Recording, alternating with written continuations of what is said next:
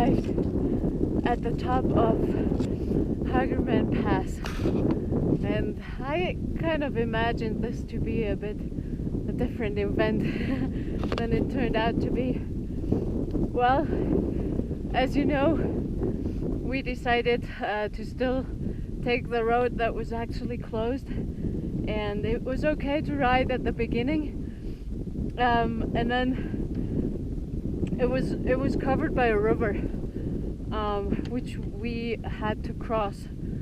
And while we were standing there thinking what to do, the ranger was coming back that we met earlier in his car, and he just drove through the river. He was kind of surprised we had made it to that spot. So we were discussing a little bit what the conditions are further on, and in the end he packed his bike on the back of his truck, and we were kind of squeezing ourselves behind the driver's seat and the passenger seat, put all our bike bags somewhere in the truck, and then he drove us up all the way as long as the road was plowed, and the snow kind of to both sides like grew and grew and grew and grew up to this, and the road got really muddy with small rivers running through it.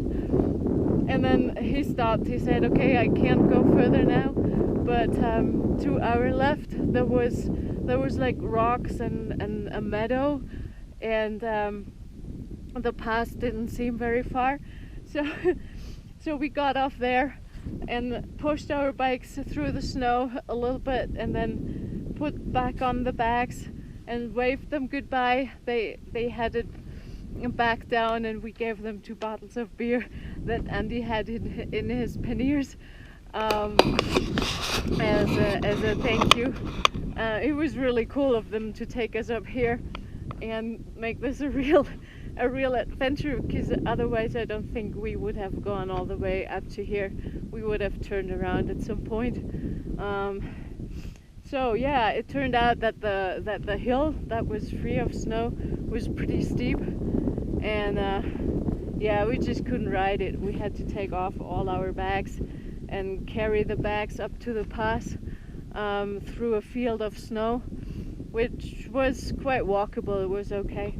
And then walk back down, get the rear panniers, then walk back up, walk back down, get the front panniers, and by the time we had everything up on the hill, I don't know, maybe an hour passed or something. It's after 7 now.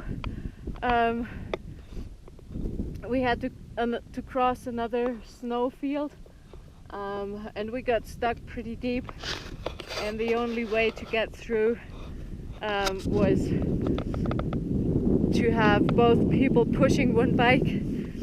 See, this is where we had to go through, and all the ground that seems like grass is very, very muddy. I just lost one of my shoes, like got stuck in the mud. Yeah, so now we have to get down on the other side somehow, and the other side is supposed to be even rougher.